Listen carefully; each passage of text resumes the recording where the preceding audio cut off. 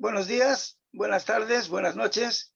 Empieza aquí un nuevo programa de los Eternautas, mortales hablando de inmortales. Y como ya como decimos siempre, los Eternautas somos, por una parte, en los mandos, en la edición de estos vídeos, nuestro Daniel Jándula, y aquí, dando la cara ante las cámaras, pues los cuatro de siempre. Por un lado, a nuestro Lázaro Covadlo. Hola, Lázaro, ¿qué tal? Buenas. También tenemos a María José Peña. Hola, María José. Hola, buenas tardes. A Graciela. Hola, perdona. Buenas tardes, María José. Perdona, es que voy tan rápido que ya quiero anticiparme.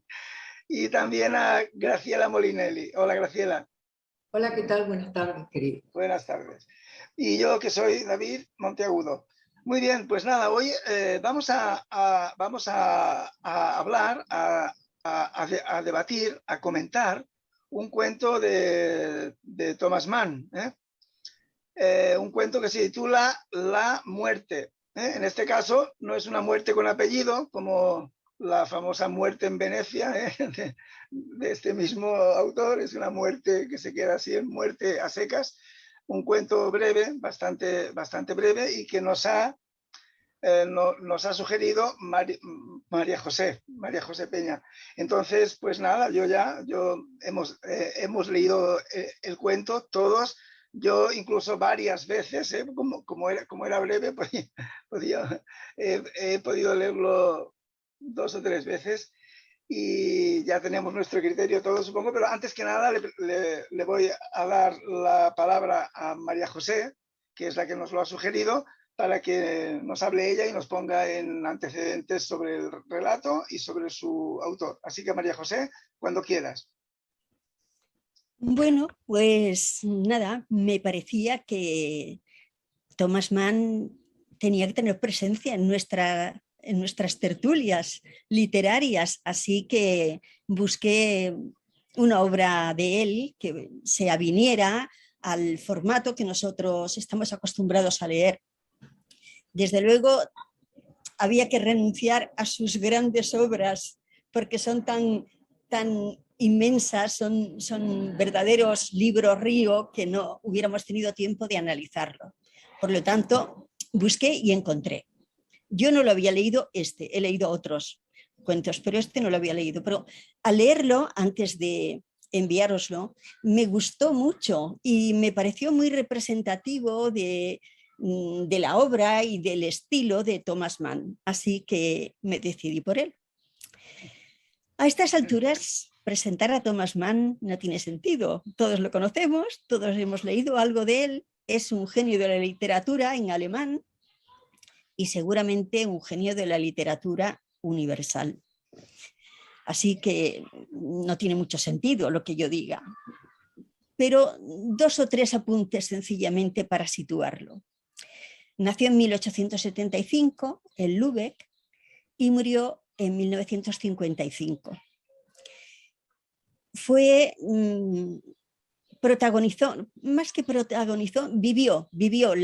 Vivió intensamente los avatares de Europa en esta primera mitad del siglo, y fueron muchos.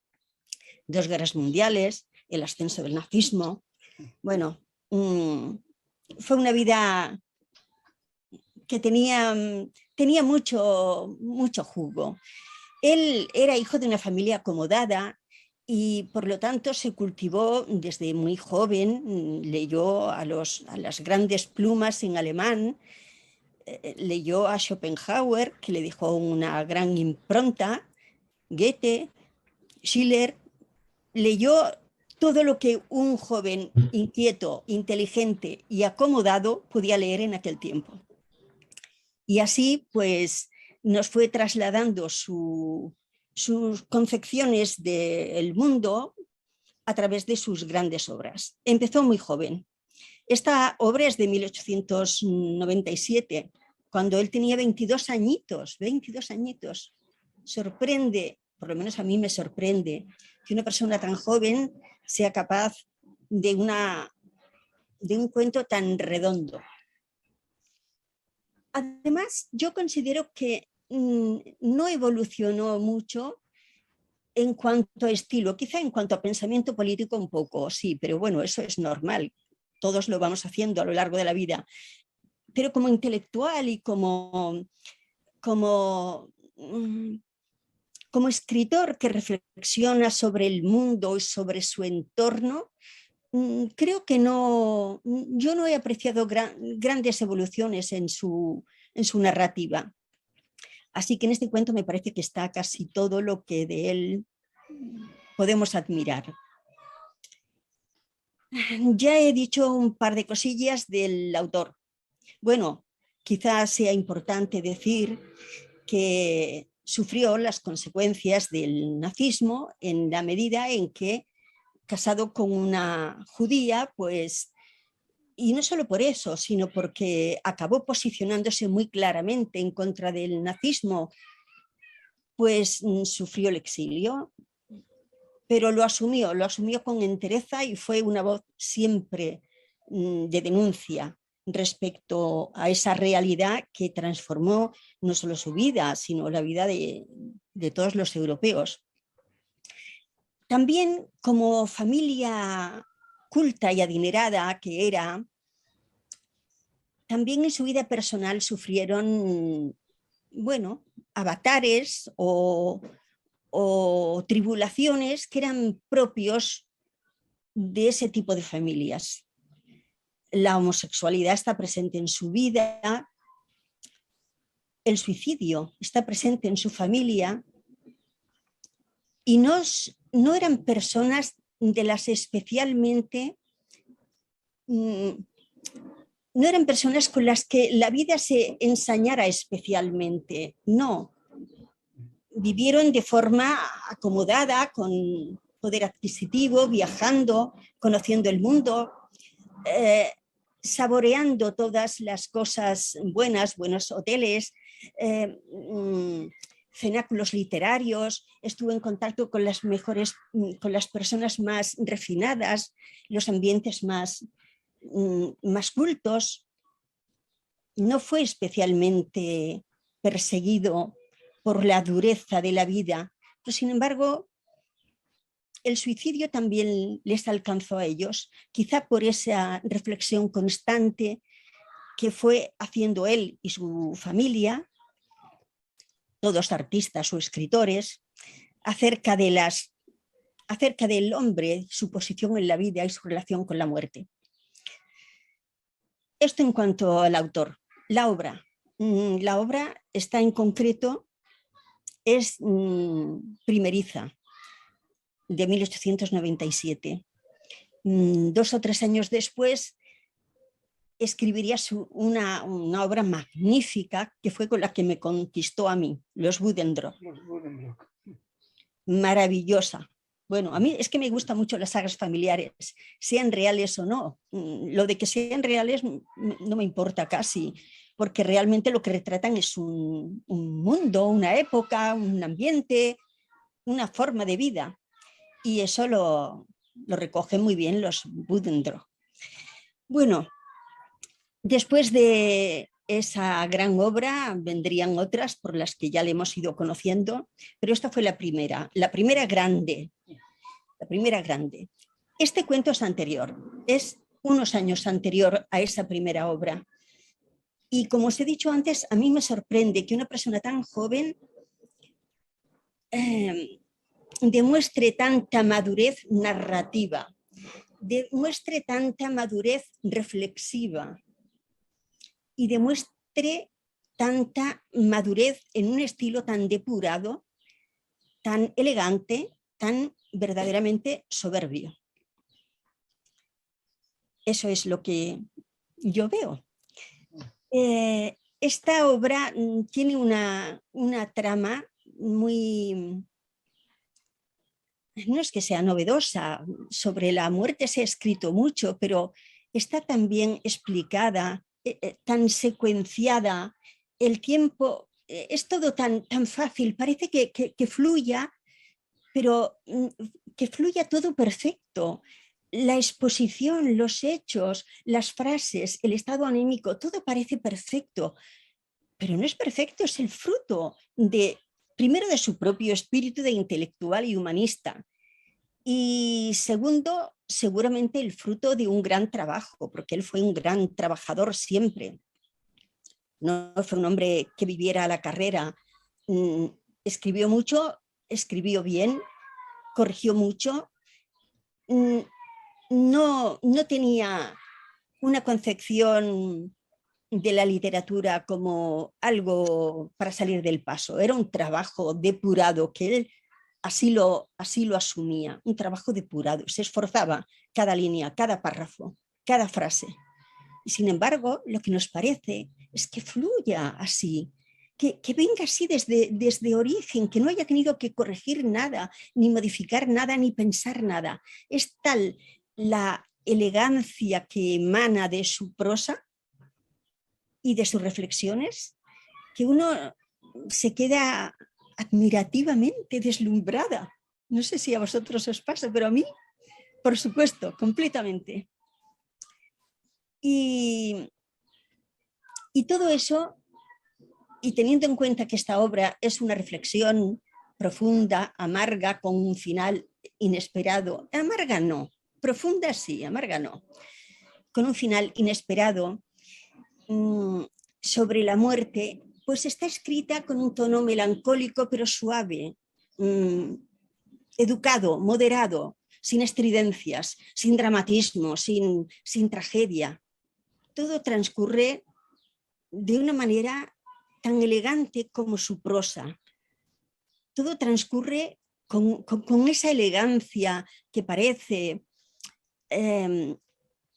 rodear la vida de esa persona refinada, que es el protagonista, el conde, de esa persona culta, de modos muy educados, que es un representante de la Europa que él retrata, pues de ese personaje tan cultivado, tan erudito, tan culto, surge la reflexión íntima acerca de la muerte, porque él cree saber cuándo va a morir.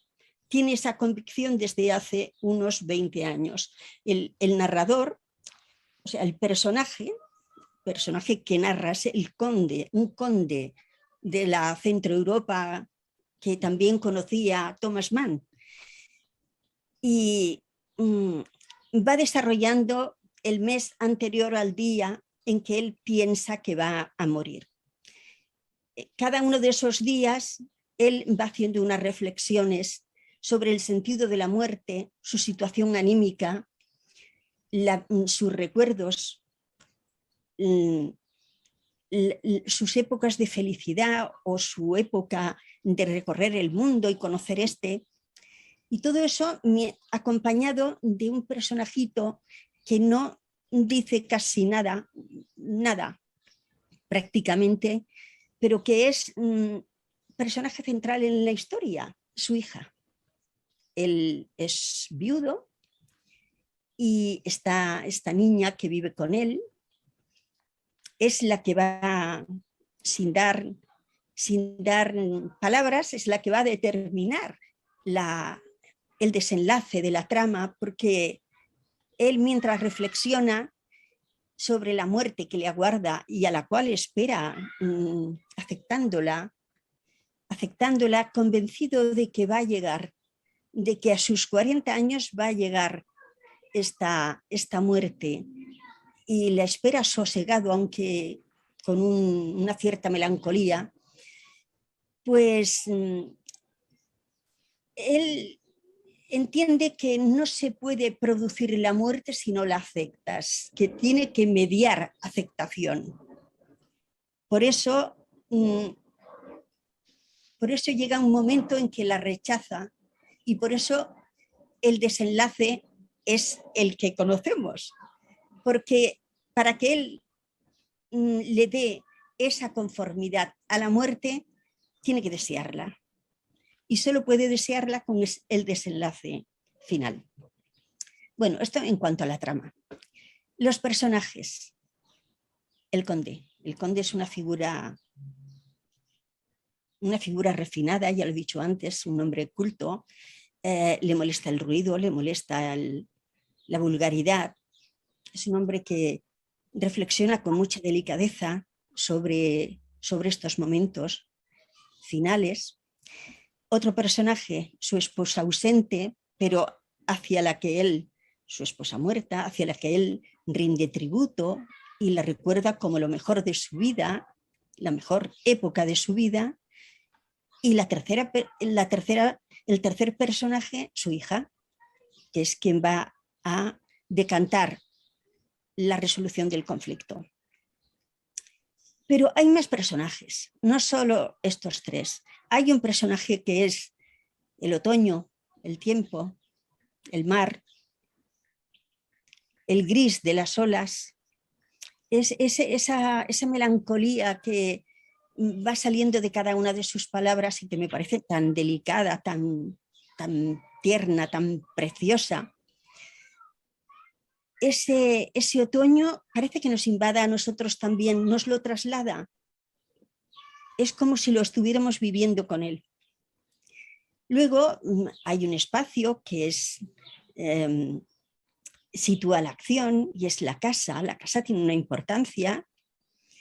Esa casa aparece en muchas de sus frases.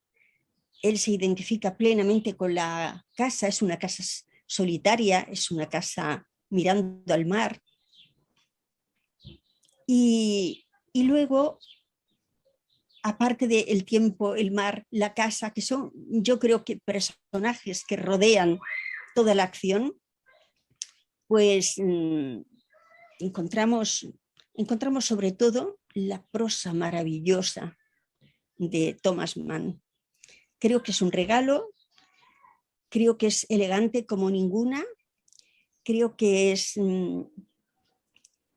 casi diría yo de obligada lectura. Debería, no sé en los planes de estudio si se estudia a Thomas Mann, no lo sé, pero creo que sería obligatorio estudiarlo y leerlo.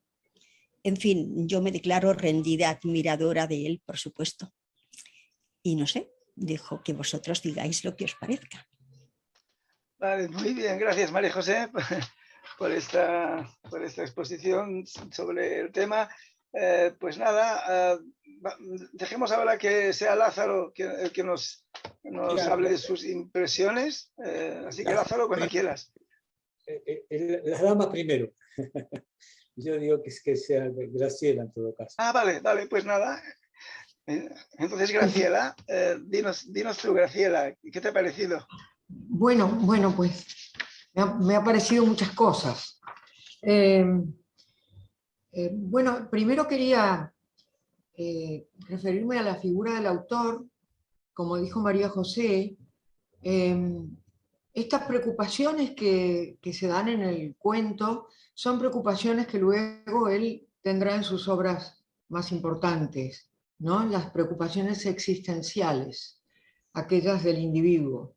Su estilo, como dice María José, es el estilo que luego usará en sus obras más importantes también, ese estilo elegante y fluido. Y se nota que era un joven acomodado y de familia culta, como era en aquella época típico de quienes escribían, porque era una tarea que podía hacer únicamente la gente que no tenía otra ocupación. Y también se nota en Thomas Mann esa enorme habilidad narrativa.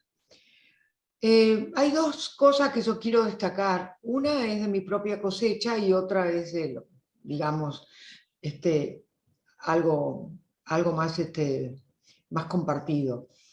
Lo de mi propia cosecha es la muerte de la niña en tanto a señal moral para que sea perdonado el protagonista por el hecho del suicidio. Porque el suicidio es un hecho que no siempre ha sido visto con beneplácito, a pesar de que la época en la que transcurre, y sobre todo siendo tan joven Thomas Mann, tiene las influencias del romanticismo.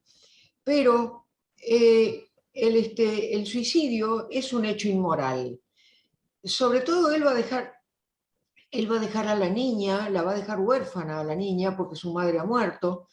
Entonces, lo único que hace posible que perdonemos al protagonista y le demos nuestro beneplácito, bueno, pues que se muera, ya que lo desea, es que la niña murió el día antes que él había definido morir. Entonces, parece que verdaderamente ya no tuviera sentido su vida, y si él opina eso, ¿qué otra cosa puede hacer el lector sino perdonarlo? Bueno, pues esto es lo que yo sentí, digamos. Yo siempre hablo de lo que siento con relación a la literatura. La otra cosa es notable la influencia del romanticismo en este cuento de Thomas Mann, y en la obra de Thomas Mann en realidad también hay mucha influencia del romanticismo. Por ejemplo, la exaltación de la subjetividad, porque acá este cuento es totalmente subjetivo, acá nos cuenta lo que él siente, lo que él ve, y cómo está pasando él estos días en donde él ha definido, ha determinado que él va a morirse. Después hay una presencia de la naturaleza, como señaló María José, ¿no? Una presencia importante de la naturaleza es parte del cuento, y esto era típico del romanticismo, si bien es cierto que en los escritores románticos abusaban de esas descripciones, y realmente resultaron a la postre tan aburridas que, bueno, si uno lee románticos ahora se las saltea, por lo menos en lo que a mí respecta. Después hay un culto grande a la individualidad. Eso tenían los románticos y acá se ve.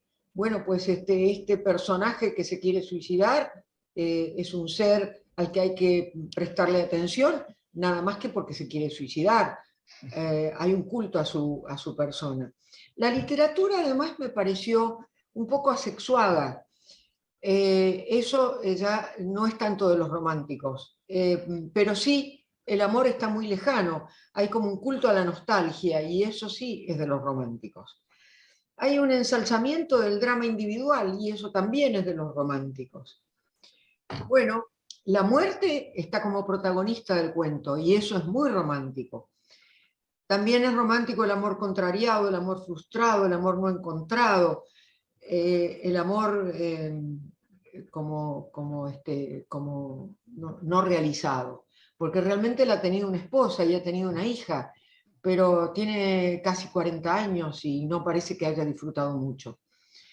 Entonces, esto también entra dentro del marco romántico. Lo que sí puedo decir en favor de Thomas Mann es que, vuelvo a repetir, los románticos abusaban de todo esto hasta el aburrimiento, y acá este cuento breve concentra estos rasgos sin necesidad de que nosotros leamos 120 páginas. Hemos leído nada más que 5 y media, y con esto ha sido suficiente para tener presente todo esto, la tristeza de este hombre, su deseo de morirse porque de alguna manera no encuentra razón en su vida, a pesar de su niña, el hecho de que al morir la niña ya, bueno, pues ya queda, el sinsentido de su vida cobra realmente mucha fuerza, entonces puede llegar al final.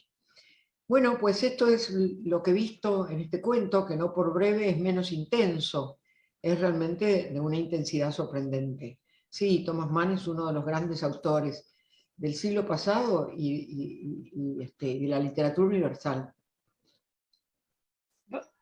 Vale, pues muy bien. Muchas gracias, Graciela, por este comentario. Y ahora, bueno, dinos algo, Lázaro, o si en todo caso quieres, o si prefieres quedarte para el final. No, ya salgo.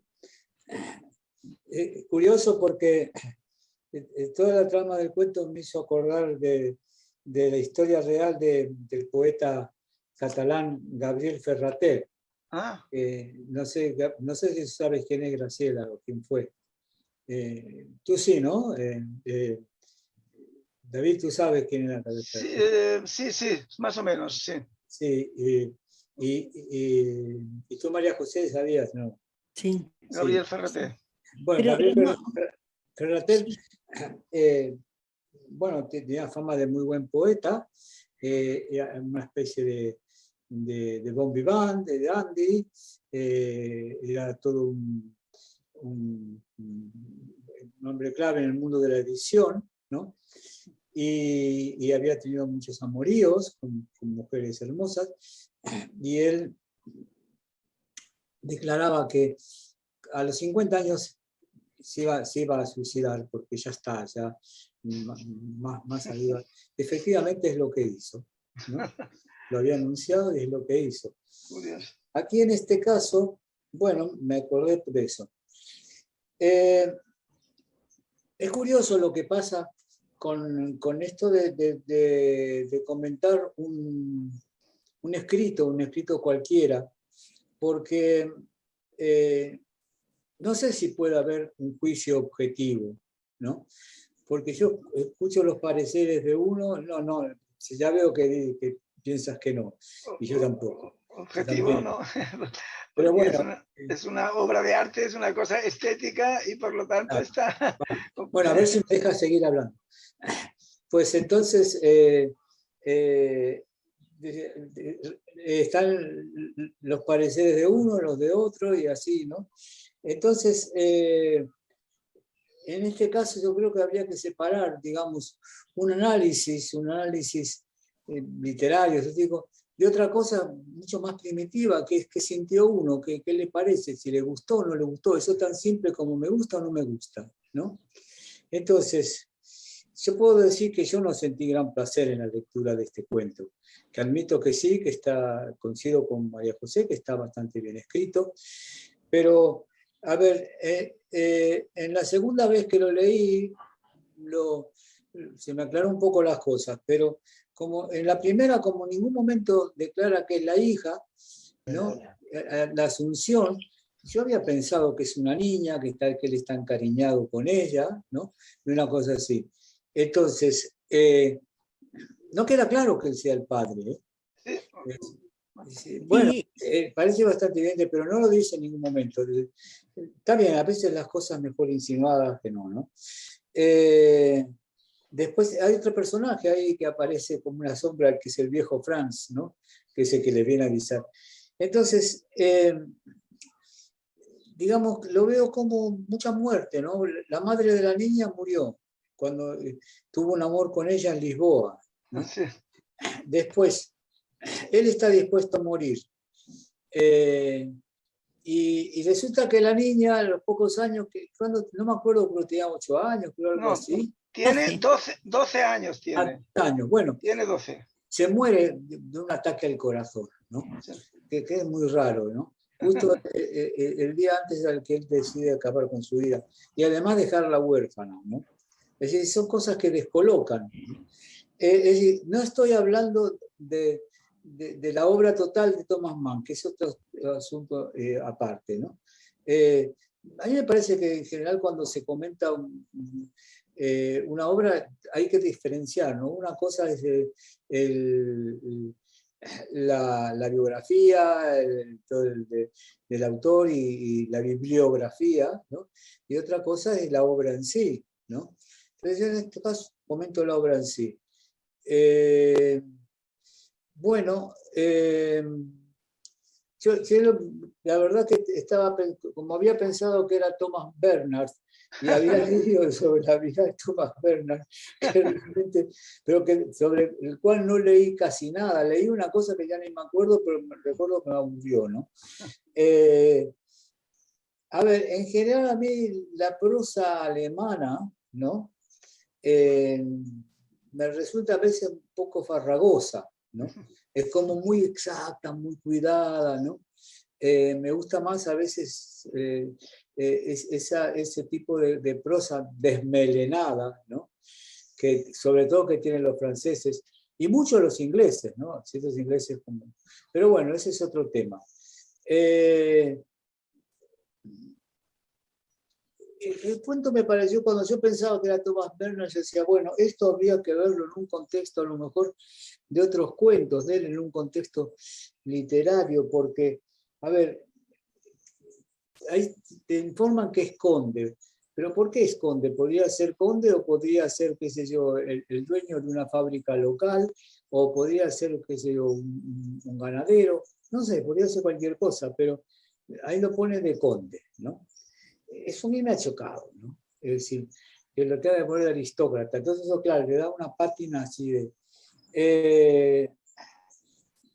de la niña Asunción no la pinta demasiado, bueno, parece como todos los niños, una niña dulce, así, y él la quiere muchísimo, a pesar de que se va a dejar huérfana, ¿no?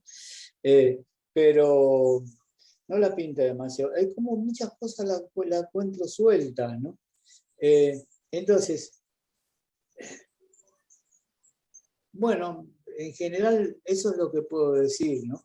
El cuento está bien escrito, no aburre su lectura, pero desconcierta todo ese tipo de cosas, y efectivamente están los paisajes grises, por supuesto, ¿no? Y la muerte siempre presente, ¿no?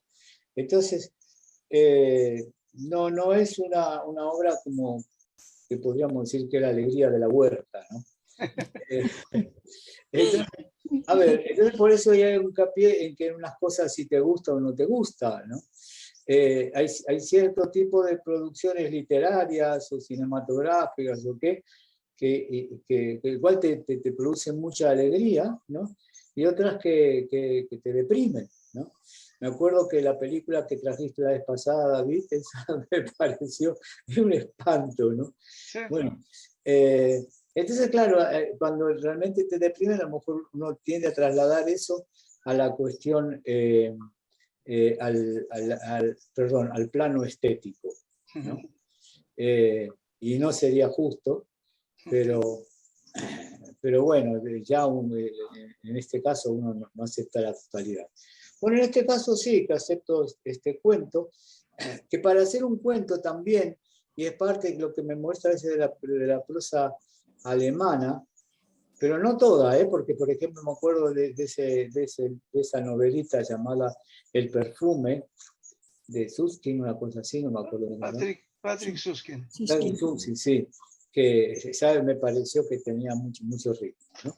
Pero bueno, hay no solo mucha descripción en tan pocas páginas, sino mucha conceptualización, ¿no? Así, bueno, a ver, a mí me gusta que en un cuento, en general, que te cuenten los hechos, ¿no? Y que el lector vaya sacando conclusiones de los mismos. A ver, puede estar salpicado de alguna reflexión, sobre todo en primera persona, si está escrito en primera persona, el autor, pero creo que el progreso principal tiene que estar en el relato de los hechos. Bueno, en fin, no le puedo poner una etiqueta de calidad, de buena o mala calidad. Es un cuento que no me arrepiento de haber leído y desgraciadamente no comparto tanto el tan entusiasmo de María José, ¿no? Pero lo comprendo, ¿no? Así que, sobre todo que a ella le gusta mucho la literatura, la narrativa centroeuropea, ¿no? Muy bien, no mucho más, no me sale mucho más que decir. Así que, vale, muy bien. Muy bien. Bueno, pues nada, yo hoy entre las tres versiones que hemos oído, las tres opiniones, con la que más estoy en consonancia es con la que ha dicho Lázaro, aunque creo que lo que ha apuntado Graciela sobre la influencia del romanticismo también es una observación que yo, digamos, comparto también. Y también lo que ha dicho María José sobre que estilísticamente es un texto que está muy pulido y que fluye y que está muy bien escrito, digamos, ¿no? Pero aquí yo, en este caso, que lo que me pedía el cuerpo era marcarme un Lázaro, digamos, o sea, en el sentido de decir que, bueno, pues está bien, no me ha dicho demasiado y no tengo nada más que decir, porque es un cuento que, curiosamente, cuando lo leí por primera vez, Pues claro, a mí no me gustó este cuento, no me dijo nada especial, no me estimuló, no me despertó ningún entusiasmo, y entonces dije, no, a ver, es de Thomas Mann, tienes que, incluso volví a leerlo una segunda y una tercera vez, ¿no? Porque, y más o menos me quedé con la misma impresión, ¿no? Creo que Lázaro ha ido apuntando cosas, estaba como dando vueltas en torno al tema principal, a lo que yo creo que es el tema principal de por qué no me ha gustado a mí. Y Lázaro, en el fondo, estaba diciendo eso, aunque no lo ha formulado, no lo ha acabado de formular. Yo estaba pensando, dilo. Que es que así como Lázaro, en algunas historias, él marca esa diferencia entre que hay drama o que no hay drama. Yo aquí una cosa que me preocupa mucho a mí, o que creo que, no sé, que yo he captado aquí, es que no hay realidad, que no contiene verdad. Es un cuento, y eso tiene que ver con lo que decía Lázaro, de que si un conde, que si tal, que si una hija de 12 años y su madre murió tempranamente y cuánto la quería y tal. Para mí se nota que es un cuento que no tiene verdad, o sea, que no está escrito por la experiencia vital. Es digámoslo, por el término vulgar, una paja mental, en el sentido de que es una elucubración de una persona que no ha tenido hijos, que no ha tenido una hija nunca, que no ha estado casado nunca, que no tiene 40 años, y que se pone a elucubrar sobre eso, porque el romanticismo es muy, o sea, los jóvenes son muy dados al romanticismo, y si el romanticismo se mezcla con la tendencia de los alemanes a filosofar y tal, pues ya puede ser terrible, ¿no? Entonces, yo aquí lo que veo, el principal problema es que no tiene verdad, o sea, que no está basado en la experiencia vital, ¿no? Entonces yo conste que he leído de Thomas Mann, he leído los Buddenbrook, he leído también La montaña mágica, he leído La muerte en Venecia, y he leído algunos cuentos suyos. Yo no sé, yo cuando dijo María José que nos traería algún cuento de Thomas Mann, pensaba, por ejemplo, en Mario y el prestidigitador, y el mago, que es un cuento un poco más largo, ¿no? Un cuento ya largo, pero claro, que ahí sí que hay mucho jugo, ¿no? Y es un cuento ya escrito ya desde una madurez, y en el que se ve precisamente todas las sombras que se cernían sobre Europa, la aparición del nazismo, del fascismo, porque está ambientado en Italia, y ahí había mucho jugo. Pero claro, yo me he encontrado con este cuento de la muerte, que yo no le... el principal problema que yo le veo es que no contiene verdad, y yo soy muy sensible a esto, de que los cuentos haya experiencia vital, haya eso, y no solamente haya una fantasía. Para mí en este cuento es todo artificioso, es todo inventado, ¿no? Es todo creado. Lo único quizás es el mar, porque en su juventud Thomas Mann vivió junto al Báltico, que es lo que sale en los Buddenbrook, en su primera novela larga, por cierto. Y sí, es el mar ese, que cuando llega septiembre ya aquello es una cosa gris, de lluvia, es una cosa terrible, ¿no? Y eso, pero claro, todo lo he visto, todo inventado, todo muy eso, ¿no? Entonces, no sé, también pienso que no hay experiencia de paternidad, digamos, ¿no? Porque dice que, o sea, estarse, como dice ahí, como dice en el cuento, literalmente estarse horas y horas con una niña de 12 años en las rodillas. Bueno, tela, ¿eh? O sea, hay niñas que a los 12 años a los 12 años ya pesan 50 kilos o 60, y estar con una niña en las rodillas horas y horas, acabaría el pobre hombre con las piernas hechas polvo, ¿no? Y bueno, todo lo que habla con sus cabellos negros, la acariciaba el cabello y tal, todo eso lo veo completamente falso, artificioso, está todo inventado, digamos, ¿no? Entonces es un cuento que a mí no no me estimula nada ni me interesa. Entonces también quiero hablar, ¿no?, de los personajes, que claro, esa lista de personajes que ha hecho María José es muy de Conde, ¿no? De Conde, hombre, porque se ha dejado al médico, que es un personaje que sale bastante, que se come medio pollo mientras habla con él y le aconseja que no lea, que haga deporte, que salga y tal. El médico es un personaje que sale dos veces, cuando viene a comer y luego cuando vuelve, cuando muere la niña, ¿no? Y también el mayordomo, digamos, el criado de este señor que se encarga, que trae los trazos, que trae la carga y tal. Hombre, también existen estos personajes que están allí presentes, digamos, ¿no? Entonces, bueno, yo digamos que he hecho un esfuerzo por explicar algo más sobre un cuento que lo que me sugería era marcarme un Lázaro, como ya he dicho antes, porque no tenía gran cosa que decir.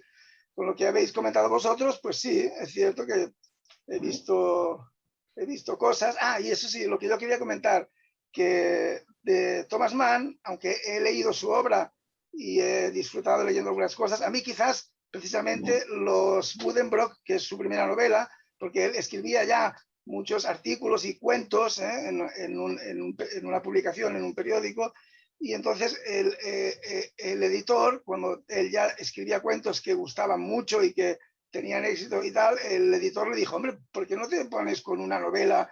Escribe algo que tenga un poco de vuelo, algo un poco más extenso ya. Y el tío se puso y, hombre, escribió un novelón como es Los Buddenbrook, que es una saga familiar.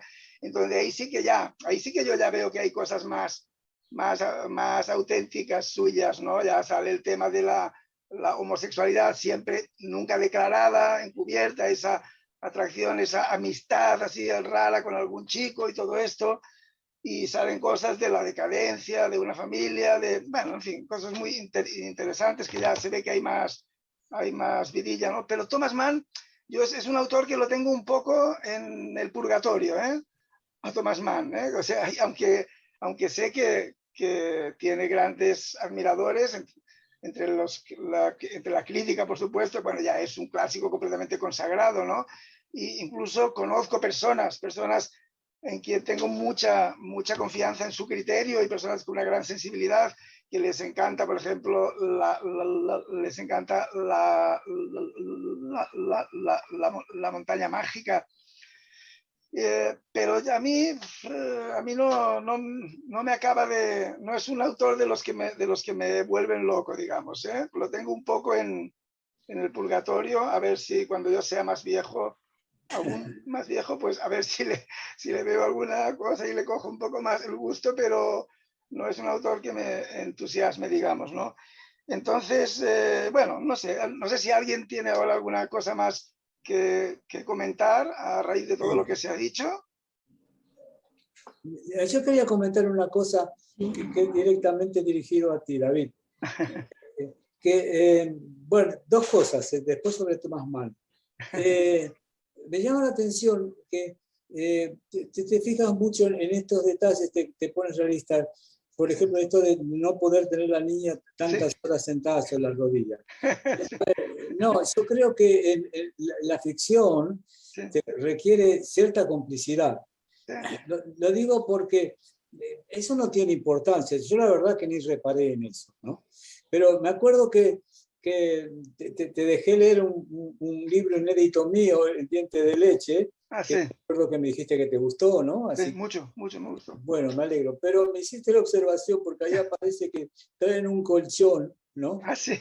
En un lugar miserable así, y se acuesta y entonces le dan una palmazada, ¿no? Sí. Y tú notaste que por la época ya los colchones no tienen de lana. No podían ser de lana, sí. Bueno, eso me parece que, digamos, se le yo creo que en este caso, cuando aparecen estas cosas, en mi caso yo le proporciono el beneficio, no de la duda, el beneficio de la aceptación, ¿no? Porque no me parece que sean es decir, muy especiales, que digamos. Es importante, bueno, sí que es verdad, sí. Es verdad que no es tan importante. Ya. Pero ahora dime otra cosa, ¿había? No, otra cosa es con respecto a Thomas Mann, Sí. y sí, ahí más o menos comparto tu apreciación de él, ¿no? Que no sé qué pensar. Y además te hace dudar de tu propio juicio cuando hay personas que respetan su criterio, sí. Y que es contrario al tuyo. Entonces te hace pensar, ¿no? De las cosas. A ver, yo de Thomas Mann, los Buddenbrook no lo leí, pero vi una película que se hizo. Bueno. Sí. Bueno, lo que sí leí, lo primero que leí de él es La montaña mágica, ¿no? Y la verdad que a mí me pareció medio tostón, y medio qué sé yo, rebuscado, unos personajes poco creíbles, ¿no? Ahí me portaría contigo, ¿no? Es decir, la rusa esa, todos tuberculosos, ¿no? Y la rusa esa de la cual está enamorado, ¿no? La Madame Shasha. Sí, puede ser, sí. Y que le dice, usted no comprende la mujer rusa, que es lo bueno. Y el primo y todo eso, ¿no? Bueno, la verdad que me pareció un poco larga y con detalles muy caprichosos que no vienen al caso, ¿no? Después, bueno, después leí Muerte en Venecia, ¿no? Y bueno, ya me pareció, incluso me salió de adentro una grosería. ¡Qué mariconada! Bueno, pero claro, no, yo no pienso así de las cosas, ¿no? Digamos. Sí, pero, qué sé yo, todo eso alargando, todo, y que al final... Bueno, interiormente pasan muchas cosas, pero en el exterior no pasa absolutamente nada. Es el hombre el viejito el maduro, no sé, adolescente y lo mira embelesado y está enamorado, eso puede ser. Y después lo mata, ¿no? Porque parece que mata a los personajes, ¿no? Después es un recurso literario bastante, si no sabes qué hacer con un personaje, lo matas y ya está. No. Bueno, así que, ¿y qué otra cosa leí de él? Bueno, bueno, y ahora esto, no leí mucho más, pero coincido en que, no sé, no sé que leí otra cosa, pero ahora no me acuerdo. Bueno, para mí también, personalmente, es un autor olvidable, ¿no? Y como hay mucha gente que lo aprecia y gente que yo lo aprecio intelectualmente, pues no sé, me pasa con algunos actores igual, ¿no? Así que, me pareció muy interesante el criterio sobre el romanticismo y la literatura romántica, no se me había ocurrido de que sacó aquí Graciela, ¿no? Así, sí, es verdad.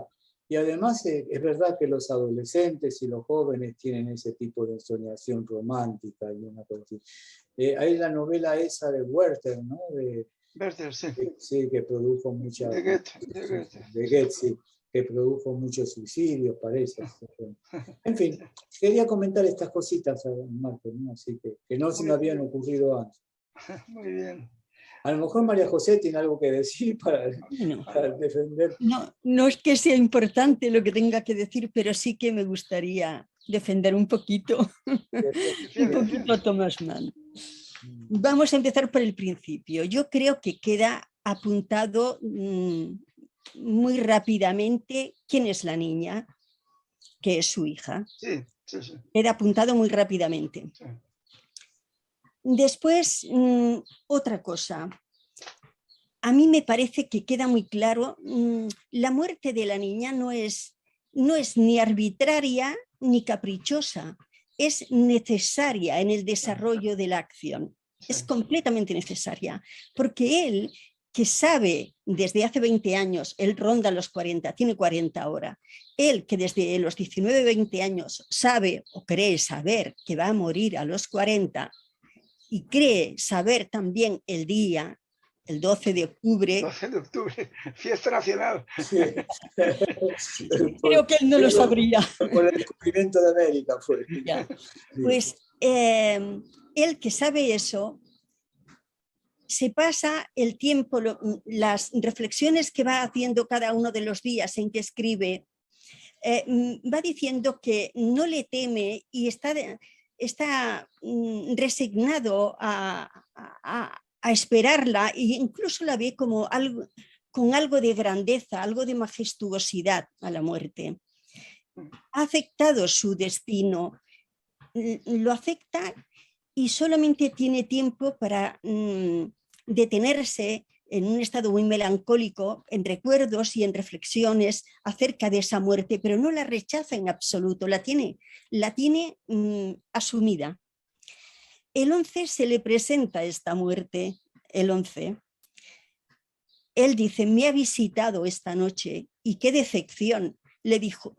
¿Qué le dijo ella? Lo que hagamos, hagámoslo pronto. Lo que tengamos que hacer, hagámoslo pronto. Acabemos cuanto antes. Sí. Acabemos cuanto antes, sí. Entonces a él, que es un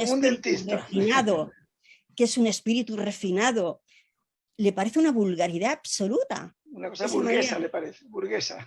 Sí, una vulgaridad. Burguesa dice, es una de las palabras que dice. Los nobles detestan. Los nobles, sí, sí. Luego hablaremos del clasismo bueno, el que yo detecto en Mann, ¿no? Pero a su espíritu refinado le parece una vulgaridad cómo se presenta esa muerte, con esa prisa, ese espíritu práctico que no casa en absoluto con las reflexiones que él se va haciendo, ni con la imagen que él tiene de esa muerte.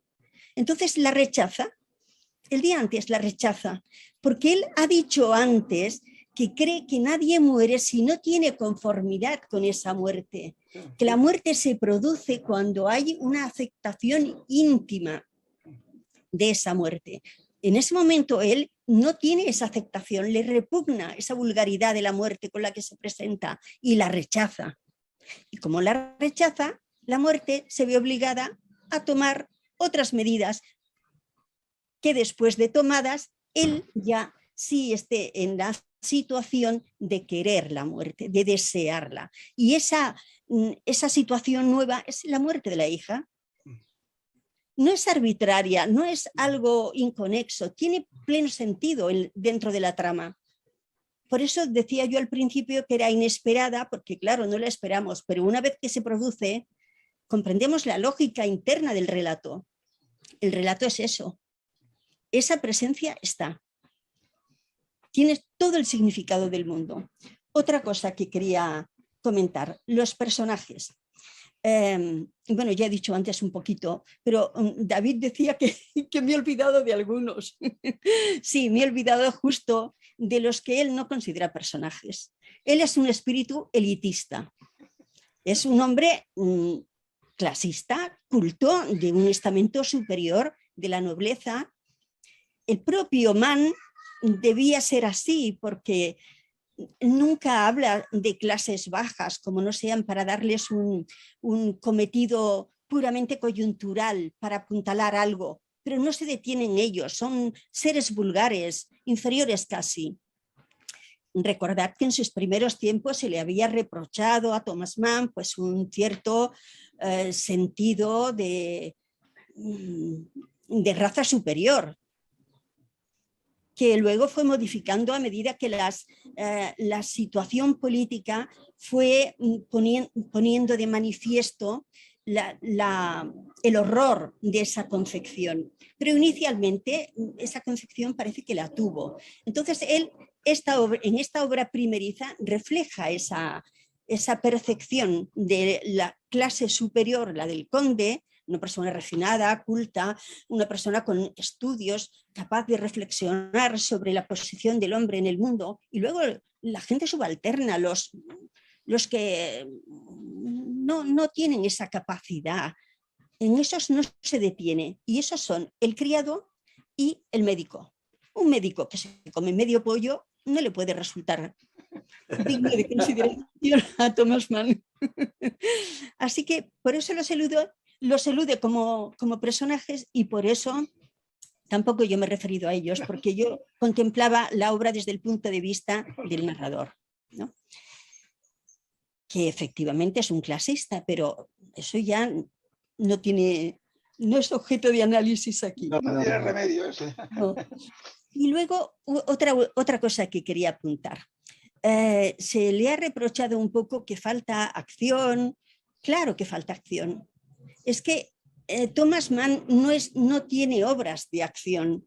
La montaña mágica, por ejemplo, que es su gran obra, a mi juicio, no tiene acción prácticamente. El transcurrir dentro de aquel sanatorio carece de acción, son pequeñas cosas. Es sencillamente la reflexión entre aquellos dos amigos, la reflexión a que da lugar cada una de las pequeñas acciones que transcurren allí, que son acciones sin recorrido. Aquí pasa lo mismo en este cuento. No tiene que haber acción. No le interesa a Thomas Mann la acción. Le interesa la reflexión. La reflexión sobre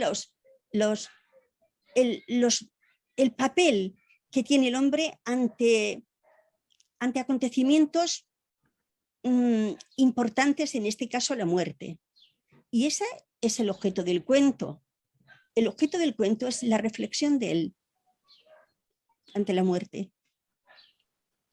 Eso es lo que yo he creído ver y solo quería apuntarlo. Por lo demás, también la intervención de Graciela apuntando esa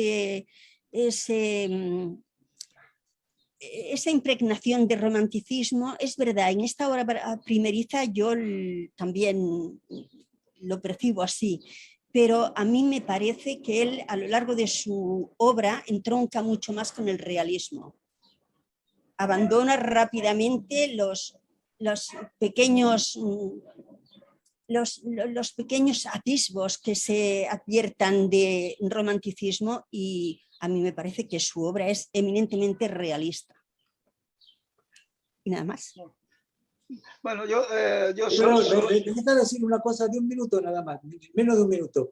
Y era lo siguiente, que mientras escuchaba a vosotros tres, yo pensé, mira, estas reuniones que tenemos, aparte de las obras que traemos aquí, las verdaderas joyitas son los discursos, los jugosos discursos que cada uno emite. Es una gozada. Adelante. No, bueno, yo quería decir un poco, casi por alusiones, ¿no? Que yo no he dicho en ningún momento, yo tengo un sentimiento también aristocrático, y no he dicho en ningún momento la vulgaridad de que ese cuento no tiene acción, ¿eh? No he dicho para nada. Acción es una palabra que no ha salido de mi boca. Yo no necesito acción para que un texto literario me guste. Yo lo que he dicho es que no tiene verdad, pero acción no lo he dicho en ningún momento. Acción lo he dicho yo. Y luego, quizás tú lo dijiste. Y luego también quería decir que todo lo que has dicho sobre el significado y la coherencia que tiene la muerte de la hija, lo que has dicho es lo que dice el cuento. O sea, en el cuento es lo que dice el narrador. Dice explícitamente eso. Incluso nos ha ido preparando antes, cuando él está cuando él está con esa niña, con la Asunción sobre sus rodillas, y le dice en un momento dado, ¿y si yo me fuera para mucho tiempo y tal? Entonces ella se pone a llorar, ahí no, y tal. Entonces él ya estaba preocupado porque no podía dejarla huérfana. Entonces el dejar a esa niña huérfana, eso era un inconveniente grande para cumplir con esa profecía que él mismo se había autohecho, y que como la había asumido plenamente, pues tenía que cumplirse. Entonces, claro, para que él fuera coherente, porque él ya dice que una muerte siempre es una muerte asumida, siempre es una muerte que uno está de acuerdo con ella, ¿no? Entonces, claro, el que la hija quedara huérfana y desamparada era un inconveniente. Entonces, o sea, para que el trabajo sea completo, muere la hija, y entonces sí, entonces él ya puede morir, ¿no? O sea, que eso que has dicho es exactamente lo que dice el cuento, ¿eh? lo que dice la narración, ¿no? Yo sí que lo he visto claro, así como he visto también que se ve, que explica claramente que es su hija y todo esto. Ahora, eso no quita que a mí me parezca más bien una elucubración y que no me parezca quizás tanto fruto de la experiencia vital como luego en otros libros posteriores, que sí que en cambio creo verlo, ¿no? Pero bueno, solamente quería decir eso, ¿eh? ¿Algo, Graciela? ¿Algo que comentar? No, pues mira, a mí me ha gustado el cuento. Y claro, la literatura que no es actual, porque en realidad un siglo ya es una literatura remota. Pero bueno, pues estos últimos años me gusta más que al comienzo. Cuando yo tenía tantas lecturas cuando era adolescente y luego, bueno, pues Thomas Mann no era de los que más me gustaba, porque yo me había iniciado desde el punto de vista de la lectura con la lectura de aventuras. Así que, bueno, eso marca mucho, ¿no? Uno luego lo que quiere son entretenerse. Así que este tipo de lecturas como la de Thomas Mann, yo la alcancé recién alrededor de los 30.